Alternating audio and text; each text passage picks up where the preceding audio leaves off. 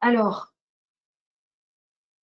ce sujet, pourquoi je l'ai choisi, on va dire, parce qu'il colle effectivement à à la pratique actuelle, à savoir comment fait-on pour passer des actes quand on n'a plus la possibilité de rencontrer les clients.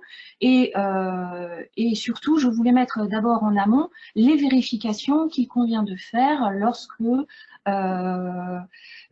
est on va dire, confronté à une vente ou une acquisition par une société civile. Donc, en fait, la formation, je l'ai découpée en 4 points que vous devez voir à l'écran. Le premier point concerne la capacité de la personne morale. Là, je voudrais, sans faire de l'histoire du droit, revenir sur un point quand même qui nous a touchés entre 2016 et 2018 et qui pourrait, dans 10 ans, quand la jurisprudence se prononcera, provoquer de nouveaux dégâts. À savoir, c'est ce que nous a mis en place la réforme du droit des obligations. Donc, on s'arrêtera un petit peu sur l'article 1145 du Code civil. Ensuite, on passera à objet social et action du gérant, c'est-à-dire que l'objet social, en fonction de sa rédaction, va nous déterminer le curseur et le périmètre des actes que notre gérant peut faire. Ensuite, on s'attachera au pouvoir interne de notre gérant. Et dernier point, et donc qui est le point peut-être le plus pratique, quand on doit adopter une décision collective, quels sont les vecteurs qui peuvent être choisis et les mises en application. Donc, premier point, alors je crois que nous sommes un petit peu en décalé, du coup je vais attendre que ça s'affiche. Donc, premier point, comme je vous le disais, la capacité de la personne morale. Lorsqu'est intervenue la réforme du droit des obligations, qu'elle est entrée en vigueur au 1er octobre 2016, on a vu apparaître dans notre Code civil, à l'article 1145, un principe qui en soi est un très bon principe, à savoir la volonté du législateur était de poser le principe de la capacité des personnes morales. Donc du coup, ça a été intégré dans le Code civil et on a vu surgir, à compter du 1er octobre 2016, au deuxième alinéa de l'article 1145, les termes suivants: la capacité des personnes morales est limitée aux actes utiles à la réalisation de leur objet, tels que définis par leur statut, et aux actes qui leur sont accessoires, dans le respect des règles applicables à chacune d'entre elles. Très rapidement, suite à cette arrivée de cet article, on s'est posé la question, mais qu'est-ce que ça veut dire? Qu'est-ce que ça veut dire? C'est vrai que la phrase est quelque peu quand même compliquée, puisqu'on voit surgir des mots comme utile. Est-ce que utile signifie intérêt social? On nous dit qu'il faut se référer bien évidemment à l'objet de la société, mais qu'en est-il réellement? Très rapidement, on s'est posé la question de savoir est-ce que cet article n'impose pas tout simplement que pour qu'une société, comme la société civile, puisse agir, puisse être considérée comme capable, il faut nécessairement qu'elle passe des actes utiles et des actes qui sont visés par son objet social. Donc, c'est vrai qu'on a eu assez rapidement peur de cette interprétation, puisqu'il en découle quoi? Il en découle que lorsque je suis contraint, lorsque je dois passer un acte de vente par une SCI et que le mot vente ne figure pas dans l'objet social, si je passe l'acte, ça veut dire potentiellement que cet acte a été fait par une société qui n'est pas capable, et dans la continuité, cela signifierait que l'acte est entaché de nullité. Alors certes, le texte, et c'est l'article 1147 en suivant, nous dit que cette nullité est une nullité relative. Donc ça veut dire une nullité de protection visant à protéger la société. Qui pourrait éventuellement la demander? Du chef de la société, ça serait le gérant. Quel gérant aurait dans l'idée de demander la nullité d'un acte qu'il aurait lui-même passé? On n'en comprend pas vraiment quels seraient les intérêts de ce dernier. Mais imaginons que ce dernier qui a signé l'acte ne soit en suivant interverti. Prenons par exemple une société civile qui fait l'objet d'une procédure collective, ou encore une société civile qui a fait l'objet d'une cession de contrôle. Et là, ça voudrait dire que le liquidateur, le nouveau gérant, pourrait très bien dans le délai de prescription, revenir éventuellement sur l'acte qui a été passé par la société dans la mesure où elle n'avait pas la capacité pour agir. Alors, les auteurs, bien évidemment, se sont emparés de la difficulté. On a eu un nombre incalculable à l'époque d'articles rédigeant la matière. Personnellement, j'en ai retenu deux qui déclinent en fait les deux courants, on va dire, importants qui existaient à l'époque, à savoir le premier courant au terme duquel, eh bien, qui était très rigoureux d'ailleurs, qui estimait que effectivement, ce nouvel article 1145 pose le principe de l'utilité de l'acte et il pose surtout le principe de la nécessité que l'acte à passer figure dans l'objet social. Donc les auteurs en question, et je retiendrai surtout deux consultants du Cridon Sud-Ouest qui ont écrit un article au Défrénois dont je ferai passer, si vous le souhaitez, les références. Donc ces deux auteurs partaient du principe que si on ne réunissait pas ces deux conditions, utilité plus intégration de l'acte à passer et viser dans l'objet social, eh bien la capacité de la personne morale et de la société civile n'était pas, et donc que l'acte était entaché de nullité. Donc du coup, ce qui était proposé par ces auteurs, c'était bien évidemment de procéder à une modification de l'objet social. Qui dit modification de l'objet social dit évidemment une perte de temps et dit également un coût non négligeable pour le client. Donc certains l'ont fait, d'autres pas. D'autres, au contraire, ont choisi plutôt l'autre courant doctrinal, courant qui, ce coup-ci, est exprimé par des juristes du Cridon de Paris, sous la plume plus précisément de monsieur André, et qui résultait en fait tout simplement d'une position du comité de consultation du Cridon. Ce même article, je vous en fournirai si vous souhaitez les références.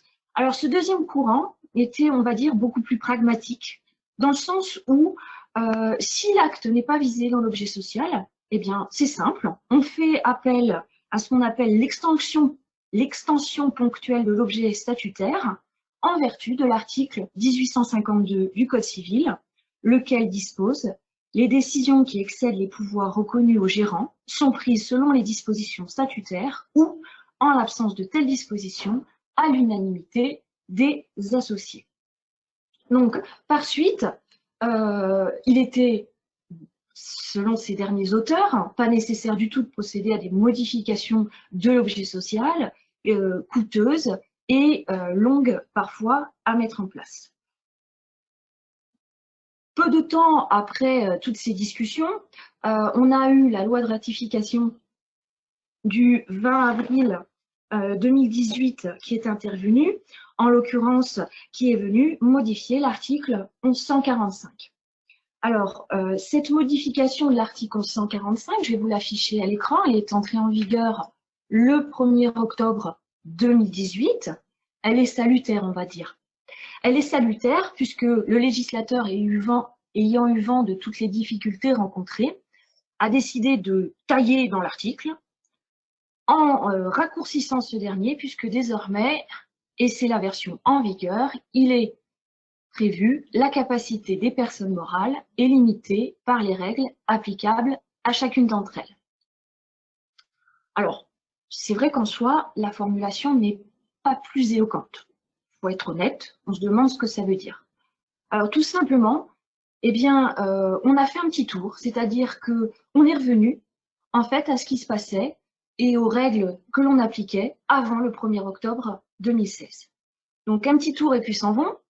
Entre le 1er octobre 2016 et le 1er octobre 2018, on a eu cette version antérieure qui, comme je vous le disais tout à l'heure, pourra très bien donner lieu à des jurisprudences et à éventuellement des solutions jurisprudentielles qui pourraient être catastrophiques. On est revenu en arrière compte tenu du désordre survenu et on est revenu à une rédaction beaucoup plus classique, beaucoup plus logique, ce qui fait qu'aujourd'hui, eh bien, pour savoir ce que la société peut faire, eh bien, on va regarder tout d'abord son objet social. Si l'acte ne figure pas dans son objet social, eh bien, on va passer par la tenue d'une assemblée générale ou de toute autre forme de prise de décision. Et on doit aussi, bien évidemment, vérifier le contenu des pouvoirs du gérant. Alors, ce tableau étant posé, j'insiste bien là-dessus, aujourd'hui, le problème est résolu.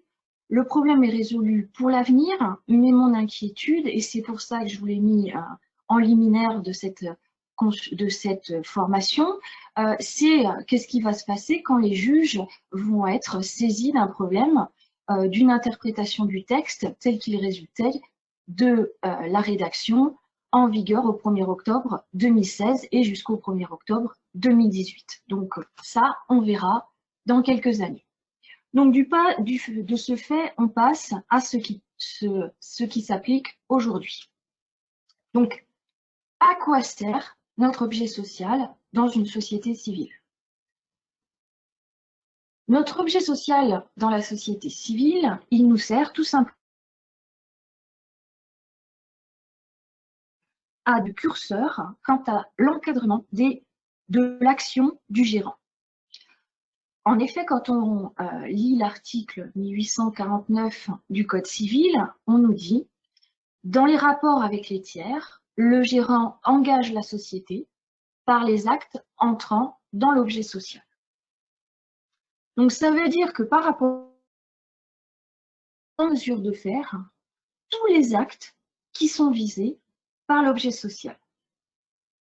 Je n'ai pas dit qu'il pouvait toujours les faire par rapport à l'ordre interne.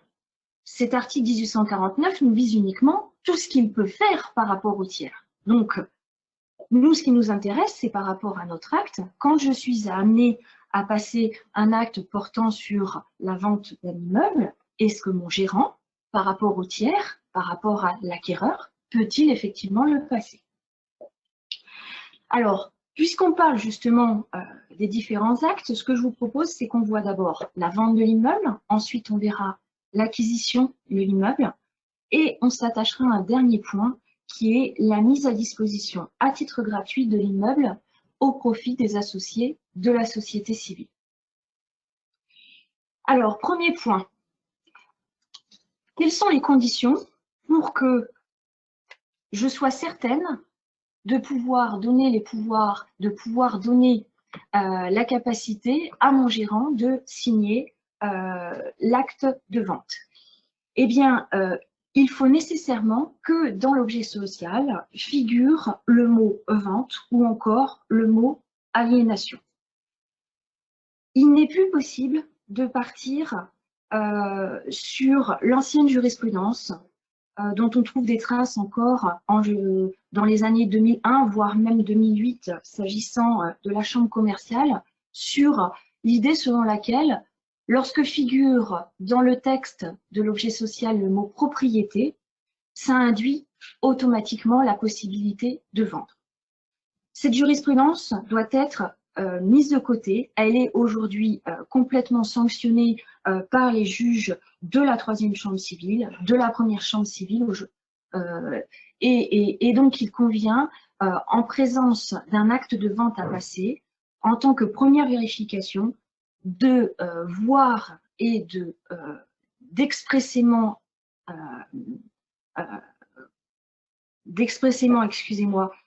voir écrit dans l'objet social le mot vente ou le mot aliénation. On ne peut plus partir sur le terme propriété. Alors, la subtilité qui consiste à dire je mets le mot occasionnel, je mets le mot exceptionnel, ou encore je mets la vente de tout immeuble devenu inutile. Alors, pourquoi fait-on ça déjà? On le fait tout simplement par peur de voir dégénérer notre société civile en société commerciale. Alors, le risque, il est à 2 niveaux. Niveau fiscal, niveau juridique. Alors, niveau fiscal, il ne faut pas du tout se dire que c'est parce que j'aurais mis dans l'objet social le mot occasionnel ou le mot exceptionnel que pour autant l'administration fiscale ne va pas, on va dire, requalifier la société à l'IS. Non, l'administration fiscale, elle va se fixer tout simplement sur l'activité réelle de la société. Vous aurez beau avoir mis occasionnel ou exceptionnel, si votre société ne fait que vendre des immeubles, eh bien, elle risque d'être qualifiée en société à l'IS parce qu'elle a une activité BIC. Et donc, À ce titre, elle doit être qualifiée à l'IS. La disqualification aussi de la société civile en société commerciale d'un point de vue juridique, c'est-à-dire potentiellement le risque que la responsabilité des associés soit solidaire, il faut être aussi honnête là-dessus. Ça n'a, à l'heure actuelle, jamais été reconnu en jurisprudence. Donc effectivement, c'est une chose qu'on a à l'esprit.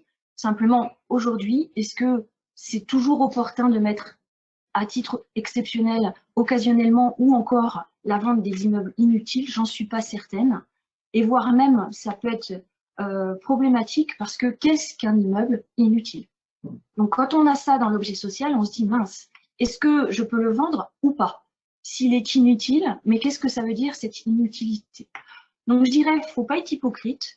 Et si on veut mettre le mot vente ou le mot aliénation dans l'objet social, parce qu'on entend que le gérant, par rapport au tiers, puisse faire cette action, eh bien, il faut l'écrire, tout simplement. Si on a un doute, il va falloir faire une assemblée générale. Bien évidemment, il faut vérifier aussi au niveau de l'objet social que le bien dont la vente est envisagée ne constitue pas l'objet même de la société. J'entends par là, il y a de nombreuses années, on visait dans les sociétés, dans l'objet social, on prévoyait l'objet consiste en l'acquisition, la gestion, la location, etc.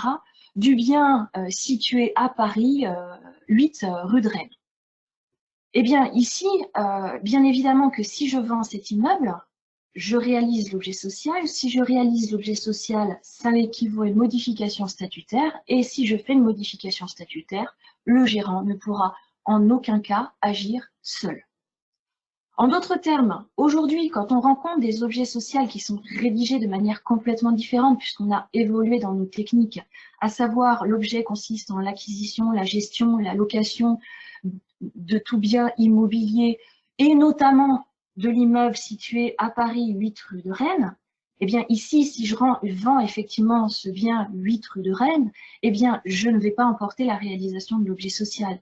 Donc si j'ai mis la vente, et même si c'est le dernier actif de la société, ça n'emportera pas dissolution et ça n'emportera pas non plus donc l'impossibilité pour le gérant de pouvoir agir. Dernier point, s'agissant de cette notion de vente, moi, il y a une chose qui m'a toujours, on va dire, fait un petit peu peur, c'est que le notaire, lorsqu'il a le dossier en main, il vérifie bien évidemment les pouvoirs du gérant par rapport à l'objet social, mais il se peut qu'en amont, le gérant ait déjà fait des actes qui emportaient déjà disposition. J'entends par là, quand vous avez un bien qui est loué, et que dans la mesure où vous procédez à la vente, soit vous faites un congé pour vente, soit vous êtes obligé de purger un droit de préemption. Et que cette opération de purge du droit donc est réalisée par le gérant tout seul, bien en amont, parce qu'il souhaite gagner du temps, et que lui, bien loin des soucis, on va dire, de la rédaction des statuts, n'a pas vérifié ces derniers, il se peut parfois qu'il ait envoyé un congé alors qu'il n'en avait pas du tout les pouvoirs et qu'il aurait dû en amont se faire octroyer les pouvoirs dans le cadre d'une assemblée générale.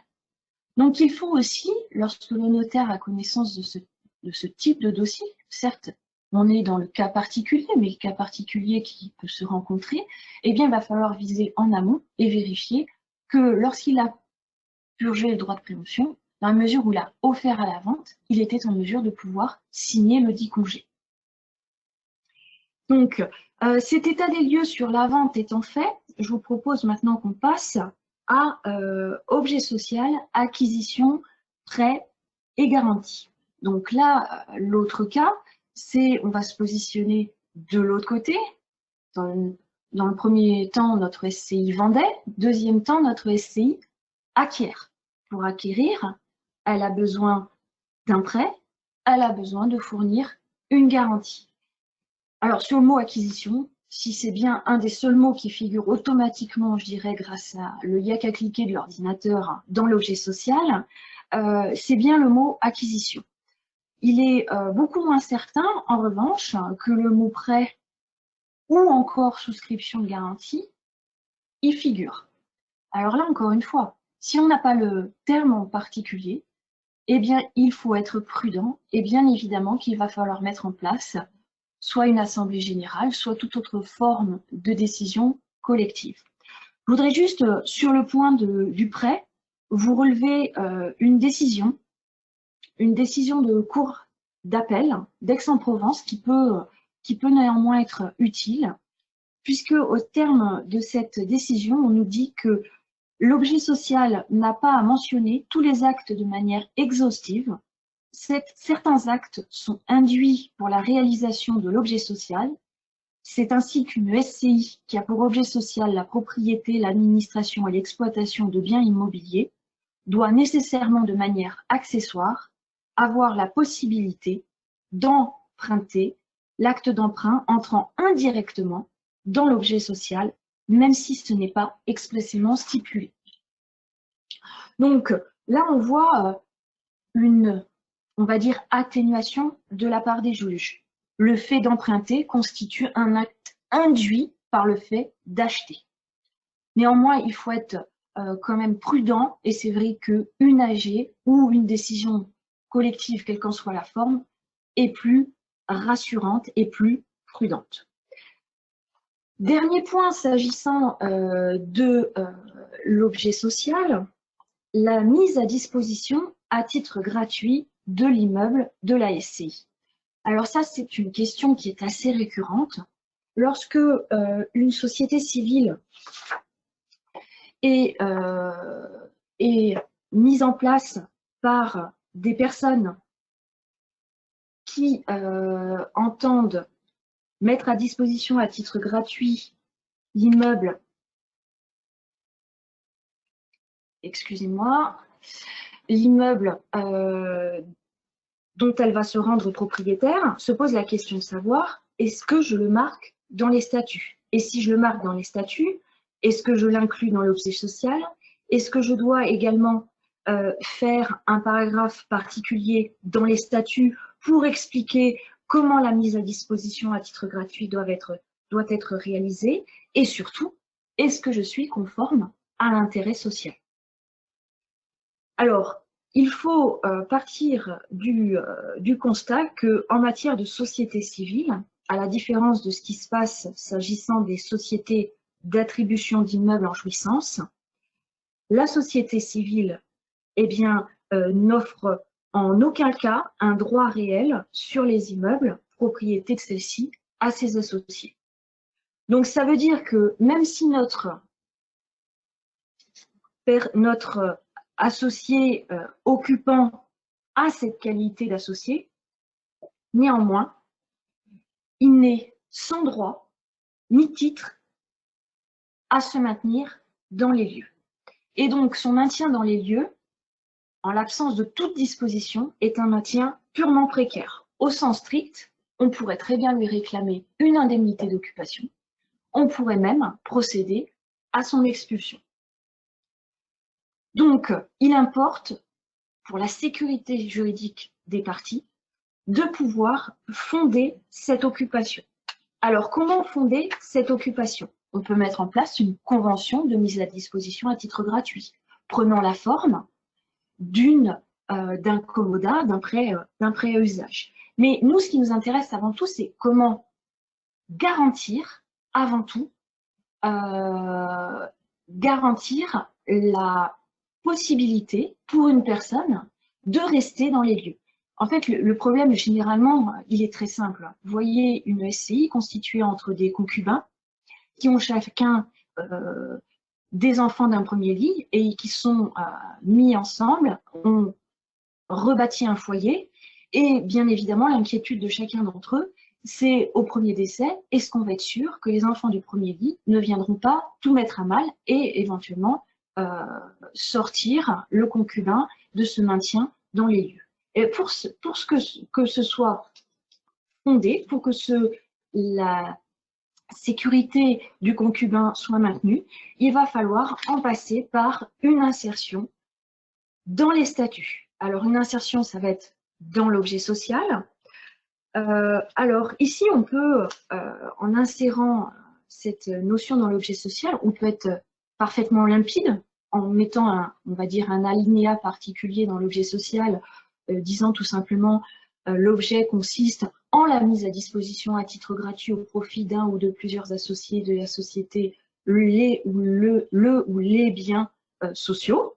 Ou alors on peut être un petit peu plus fin, et c'est ce qui a été admis en jurisprudence, c'est lorsque on précise dans l'objet social que l'objet consiste en la location ou autrement, eh bien le mot ou autrement, et c'est un arrêt de 2014, sous-entend tout simplement la possibilité de mettre à disposition à titre gratuit. Si on n'a pas procédé à cette insertion dans l'objet social, la sécurité juridique veut qu'il soit mis en place une assemblée générale au terme de laquelle les associés décident à l'unanimité d'octroyer ce fondement aux associés à pouvoir se maintenir dans les lieux.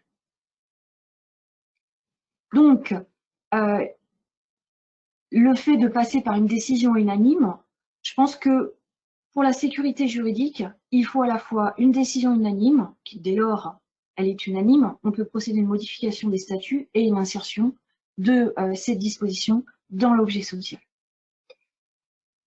Concernant l'intérêt social, aujourd'hui, il faut être honnête, l'intérêt social, même s'il a été remanié par la loi Pacte, on n'a aucune jurisprudence nous disant que le fait de mettre à disposition au profit des associés, même à titre gratuit, constitue un obstacle, un non-respect de l'intérêt social.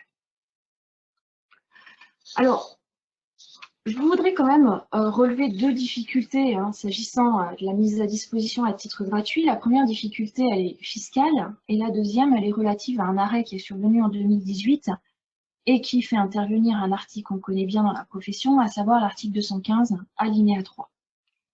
Le premier obstacle donc fiscal, comme je vous le disais, ce premier obstacle nous vient en fait du caractère un peu vicieux, on va dire, de l'administration fiscale. Je m'explique. Partant de cette situation toute simple, où les associés ont bénéficié en fait d'une occupation gratuite du logement, bien évidemment, ce logement constitue pour eux leur résidence principale. Ce logement constitue pour eux leur résidence principale, et donc ça veut dire que potentiellement, si la SCI vend, ils vont pouvoir bénéficier de l'exonération résidence principale. Je vous rappelle juste que lorsqu'une SCI vend un immeuble qui constitue pour ses associés leur résidence principale, l'exonération s'applique sous réserve, notamment, d'une mise à disposition à titre gratuit de cet immeuble, en droit ou en fait, au profit des associés. Partant de ce constat, certains inspecteurs des impôts, dès 2013, et on en a encore de la jurisprudence en 2017, sont allés chercher à quel titre donc cette mise à disposition était faite. Et en l'occurrence, quand dans certains statuts, voire même certaines décisions d'Assemblée générale, il était prévu que la mise à disposition au profit de tel ou tel associé se faisait en contrepartie du fait que l'occupant allait prendre à sa charge l'ensemble des charges et frais inhérents à l'immeuble, eh bien l'administration fiscale a pris en compte cette façon de mettre à disposition, en fait, cette contrepartie comme étant une contrepartie financière. Et donc, ils ont eu un raisonnement très logique. Si les occupants prennent en charge des frais qui, en principe, ne leur incombent pas, mais devraient incomber à la société, ça veut dire indirectement qu'ils payent un loyer. Donc, s'ils payent un loyer, eh bien, dans ce cas-là, ils ne peuvent plus bénéficier de l'exonération résidence principale. Alors, vous allez me dire, mais c'est hallucinant, puisque c'est évident, dans le type de configuration tel que celui-ci, dans la société, il n'y a aucun revenu qui rentre. Donc, on ne voit pas qui, à part les associés, pourrait notamment payer la taxe foncière.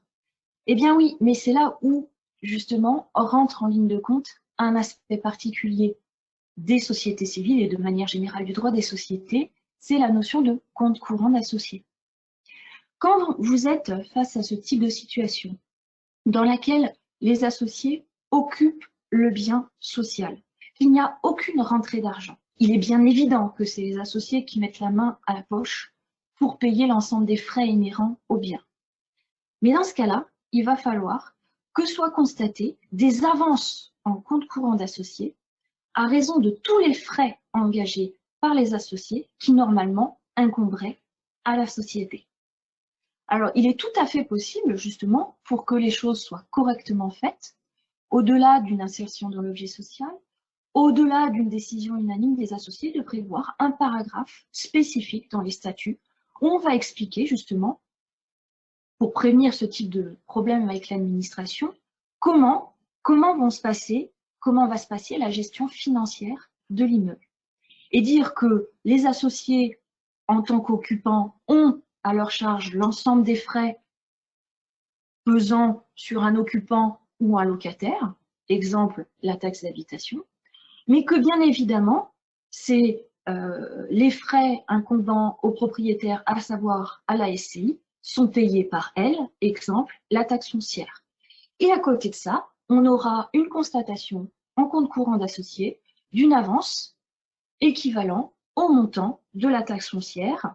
Et donc, bien évidemment, par contre, ça impliquera qu'au moment du décès d'un des associés, eh bien, cette créance de compte courant d'associés figure à l'actif de la succession. Bon, on voit très souvent qu'il y a une évaporation naturelle des comptes courants d'associés au moment du décès, mais normalement, et pour éviter toute fraude, il faudrait que cette créance soit constatée à l'actif de la succession. La deuxième difficulté que je voudrais relever est inhérente en fait à un arrêt qui est intervenu en 2018. En fait, c'est la compatibilité de la SCI avec la notion de logement familial et plus précisément de l'article, du principe de l'article 215 alinéa 3, selon lequel lorsqu'un bien est vendu et que ce dernier constitue le logement de famille, le consentement, l'intervention du conjoint est nécessaire. Alors, cet arrêt ici, je vous décris les faits. Des époux constituent une SCI dont ils sont seuls associés, le mari a 99 parts, la femme une seule. La société achète un appartement qui est occupé par le couple et leurs enfants.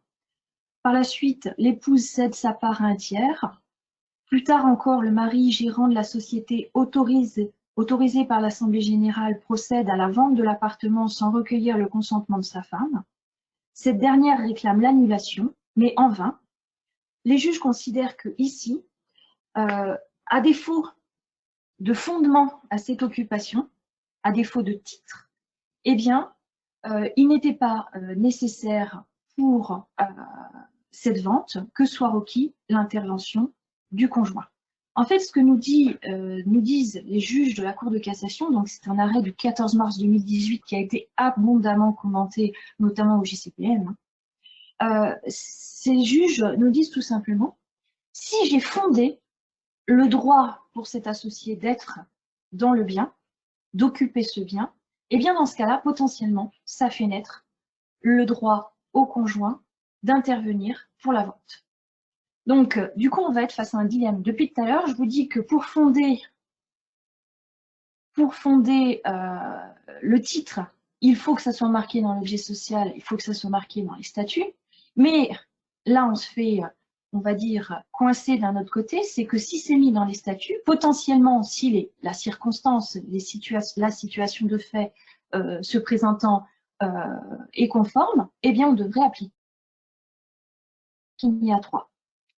Donc, la mise à disposition au profit des associés constitue quand même une difficulté qu'il faut avoir à l'esprit. Alors, une fois que j'ai vérifié mon objet social, que j'ai pu appréhender le fait que dans cet objet social, effectivement, figure bien l'acte que je suis amenée à passer, j'ai une deuxième vérification à apporter, à réaliser. C'est pas parce que mon objet social autorise mon gérant à agir par rapport au tiers que pour autant, ce gérant a tout pouvoir en interne. Effectivement, je vous ai mis à l'écran l'article 1848 du Code civil. Alors, au terme de ce dernier, il est dit, dans les rapports entre associés, le gérant peut accomplir tous les actes de gestion que demande l'intérêt de la société. Il est très courant de voir dans des statuts de société civile, et donc c'est d'ailleurs la formulation, on va dire, la plus courante qui sort avec le y a qu'à cliquer de l'ordinateur, c'est faire un objet social assez large et de prévoir en interne une restriction des pouvoirs du gérant. Alors, en d'autres termes, je veux bien que par rapport au tiers, mon gérant puisse agir valablement, mais que je souhaite quand même, en interne, pouvoir lui mettre les notes et contrôler son activité. Donc ici, c'est pas parce que mon objet social par rapport au tiers admet l'acte que pour autant, je suis délivrée de l'obligation de mettre en place une décision collective. Si effectivement, dans ma clause pouvoir, je me retrouve avec une restriction des pouvoirs du gérant, du style, comme on le trouve très souvent, le gérant ne pourra agir pour tout acte de vente excédant 10 000 €, bien évidemment que dans ce cas-là, même si l'objet social prévoit le mot vente, je vais être contraint de procéder à la mise en place d'une décision collective. Donc, il faut être, à mon sens, quand on rédige des statuts de société civile, très précis sur ce qu'on veut mettre quant au pouvoir du gérant. Je suis toujours embêtée quand, au niveau du pouvoir du gérant, on a un copier-coller de l'article 1848 et on nous dit juste que le gérant peut accomplir tout acte de gestion. Qu'est-ce que c'est que l'acte de gestion? Alors, a priori, l'acte de gestion, si on compare à notre triptyque qu'on connaît bien, ça va plus loin que l'acte d'administration. Ça sous-entendrait certains actes de disposition. Il y a des arrêts sont intervenus disant que le gérant, dans le cadre de ses actes de gestion, pouvait vendre un bien immobilier dès lors que ce dernier est devenu inutile à la société. Mais qu'est-ce qu'encore l'inutilité? Est-ce que ça va être dans le cadre de l'intérêt de la société? Donc personnellement, je suis plutôt pour une rédaction précise de la clause pouvoir du gérant. Et c'est vrai que quand j'ai une clause qui n'est pas assez claire et que la situation de la société est plus ou moins houleuse, puisque aujourd'hui les conflits entre associés sont nombreux, eh bien, si j'ai un doute, je vais encore une fois procéder à la mise en place d'une décision collective. Alors, si on résume, on va avoir plusieurs situations qui peuvent se présenter. Si j'ai un objet social et des pouvoirs qui posent des restrictions, je suis obligée de mettre en place une décision collective. Si j'ai un objet social et des pouvoirs qui prévoient justement l'acte que j'ai à passer, alors là, je me retrouve avec une totale liberté d'action de la part de mon gérant. Et je n'ai pas à mettre en place de décision collective. Et dernière situation, si j'ai un objet social qui prévoit l'acte à passer, mais une restriction interne des pouvoirs du gérant, je vais être obligée de mettre en place une décision collective. Alors vous allez me dire, quel est le risque encouru si l'objet social par rapport au tiers autorise l'action du gérant, mais qu'en interne, ce dernier devait respecter la mise en place d'une décision collective avant d'agir.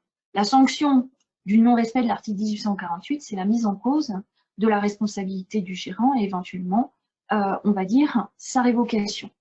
Toutefois, en tant que notaire, vous devez bien évidemment vérifier l'une et l'autre de ces clauses. Donc, dès lors que le notaire voit une restriction dans les pouvoirs du gérant, il est obligé d'en passer par une tenue d'assemblée générale ou de toute autre forme de décision collective.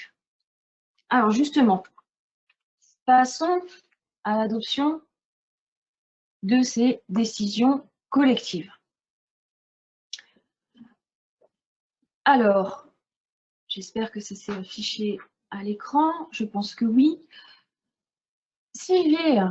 On va procéder sous forme de questions-réponses en la matière, pour que ce soit un peu plus dynamique.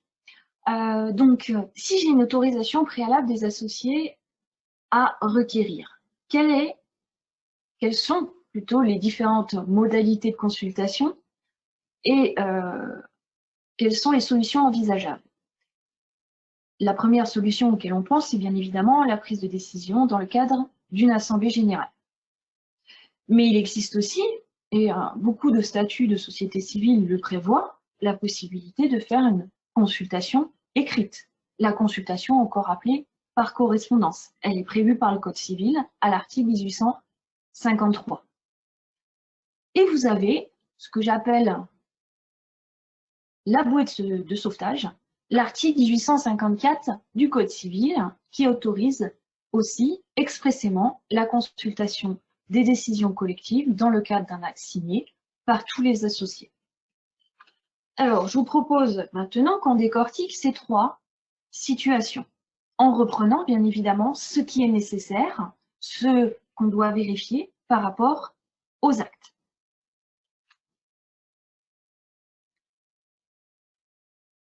Donc, premier cas de figure, je mets en place une assemblée générale et donc une délibération est adoptée en vue de vendre éventuellement l'immeuble. Donc ici, il se pose la question de savoir que doit avoir le notaire entre les mains pour pouvoir effectivement passer son acte en toute tranquillité. Alors, ici, en matière de, on va dire, procès-verbaux, dans ce côté formaliste, c'est vrai que vous avez des dispositions qui figurent dans un décret qui est assez ancien, puisque c'est le décret du 3 juillet 78. Et dans ce décret, on nous explique donc comment doivent être produits les copies de procès-verbaux. Et on nous dit que les copies de procès-verbaux peuvent être délivrées avec uniquement la mention pour copie conforme et signée par le gérant. Ça signifie qu'au sens strict, on n'a pas à requérir bien évidemment la signature de tous les associés sur le procès-verbal, surtout que bien évidemment l'original de ce procès-verbal va être intégré dans le registre des assemblées générales et qu'en aucun cas cet original doit être annexé à l'acte. Alors, c'est toujours, le texte pose ce principe, mais bon, en pratique, on ne va pas se voiler la face. On sait très bien que le procès-verbal sorti 3 minutes avant la signature de l'acte, où on fait signer le pour copie conforme le gérant, on se pose quand même la question de savoir, c'est est-ce que les associés sont véritablement au courant de ce que va signer notre gérant? On n'est jamais très à l'aise avec ce type de situation. Donc, effectivement, quand on est dans cette situation-là, se contenter de la copie du procès-verbal certifié avec la mention bon pour conforme et la signature du gérant, c'est un petit peu, on va dire, limite. Alors aujourd'hui, on voit certaines procédures surgir, mais qui n'ont jamais donné lieu à arrêt de contestation des procès-verbaux. Il faut savoir quand même que les procès-verbaux sont dressés et signés conformément au statut et qu'ils font foi jusqu'à preuve contraire. Le fait que le notaire le fasse signer 5 minutes avant la vente, alors qu'il sait pertinemment qu'aucun des associés n'a été convoqué ou n'a entendu, n'a été présent, bien évidemment qu'il y a un risque.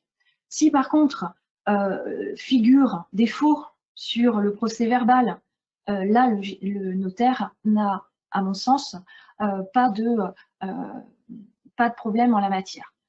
Alors, vous voyez, moi, aujourd'hui, les procès-verbaux, je les mets un peu de côté. C'est pas ma tasse de thé, je dirais. Bon, bien évidemment, on sait aussi qu'il y a des problèmes en matière de convocation. Et c'est vrai qu'aujourd'hui, je préfère m'orienter vers d'autres formes de décision sociale. Alors, la deuxième forme de décision sociale, c'est la consultation écrite ou la consultation par correspondance. Donc, on est en présence, ici, encore une fois, d'une modalité qui est prévue par le Code civil et qui est ensuite commentée par le décret de 78, dans lequel on nous dit que cette consultation par correspondance, donc qui est une consultation écrite, impose que le texte des résolutions proposées ainsi que les documents nécessaires à l'information des associés soient adressés à chacun des associés, et ce par lettre recommandée. Alors là, on peut se poser la question, lettre recommandée, mais pourquoi ne pas utiliser la lettre recommandée électronique? Bon, on se replace en 1978, c'est clair que en 1978, ce procédé n'existait pas. Néanmoins, dans le décret de 78, on nous parle seulement de lettre recommandée. On ne nous dit pas papier, alors qu'aujourd'hui, la distinction se fait. Donc, c'est vrai qu'on pourrait très bien, et d'ailleurs, on pourrait l'insérer dans nos statuts de société civile, insérer la possibilité d'utiliser nos nouvelles techniques, à savoir la LRE, la lettre recommandée électronique, sous réserve bien évidemment de certification IDAS et de respect de toutes les règles en vigueur. Ça pourrait être le moyen de pallier les difficultés liées à la présence d'un associé à l'autre bout de la France ou encore à l'autre bout du monde. Donc, c'est un procédé qui peut être intéressant. Alors, imaginons que la convocation et que la délibération a été faite par correspondance. Qu'est-ce que doit avoir le notaire le jour de la signature? Alors, devra être produit le document dans lequel l'associé a exprimé son vote, et il devra être aussi vérifié par le notaire que le délai de réponse a été respecté, et donc là, c'est les AR qui permettront de voir si ce délai de réponse a été respecté. En l'occurrence, les statuts le fixent, mais il est au minimum de 15 jours. Après contrôle du vote par correspondance, le gérant pourra valablement signer l'acte en vertu de cette délibération, sous réserve bien évidemment que la qualité de ce dernier ait été vérifiée. Autre forme de décision, et celle-ci, c'est vrai qu'elle est bien pratique, c'est ce que nous prévoit l'article 1854 du Code civil, à savoir, l'article 1854 précise que le consentement unanime qui résulte d'un acte peut être considéré comme une délibération. Alors, c'est vraiment moi je l'appelle la bouée de sauvetage, cet article 1854, puisque quand on nous parle d'acte, donc le consentement de tous les associés dans un acte vaut délibération, on n'a pas à faire de distinction. C'est-à-dire que l'acte en question peut très bien être un acte authentique, comme un acte sous seing privé. Il est vrai qu'on l'utilise très souvent dans le cadre d'actes authentiques. On voit très régulièrement qu'on va faire intervenir, à l'acte l'ensemble des associés, on vise 1854 et par ce biais, on arrive à avoir notre délibération dans l'acte. À cet égard, je voudrais juste relever une petite chose. Les trames d'actes, telles qu'elles sont aujourd'hui, on va dire, automatiquement générées, sont, on va dire, n'expriment pas réellement le principe posé par l'article 1854. C'est-à-dire que dans notre trame d'acte, il faut faire apparaître que les associés sont tous là pour prendre une délibération. En l'occurrence, pour prendre la délibération de vendre. Mais ils ne sont pas là pour signer la vente. Celui qui est là pour signer la vente, c'est le gérant.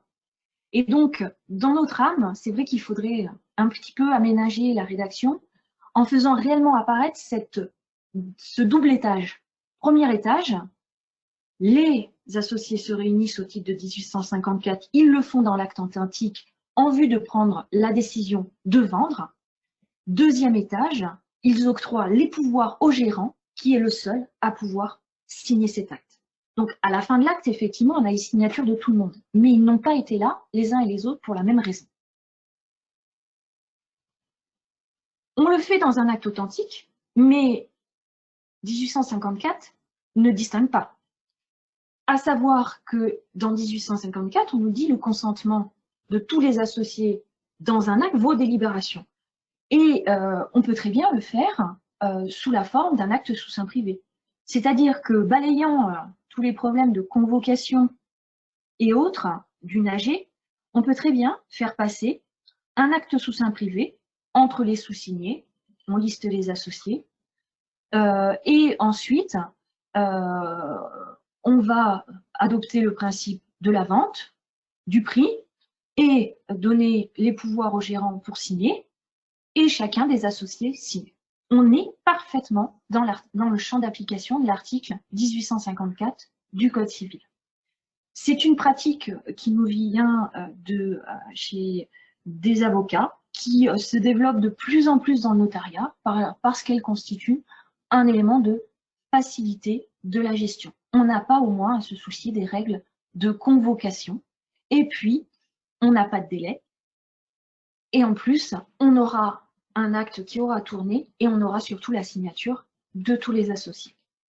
Alors, que ce soit dans un acte sous seing privé ou dans un acte authentique, bien évidemment que cet acte vaut délibération. Donc ça veut dire qu'il devra être intégré dans le registre des assemblées générales.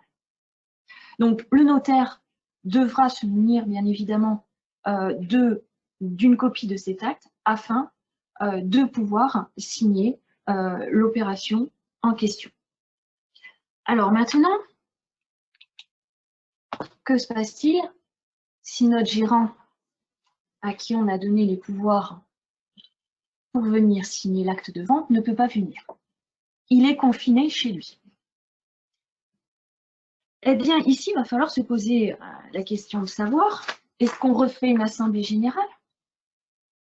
Est-ce qu'on refait un acte 1854 pour que les associés, on va dire, donnent les pouvoirs de signer à un clerc de l'étude? Certainement pas.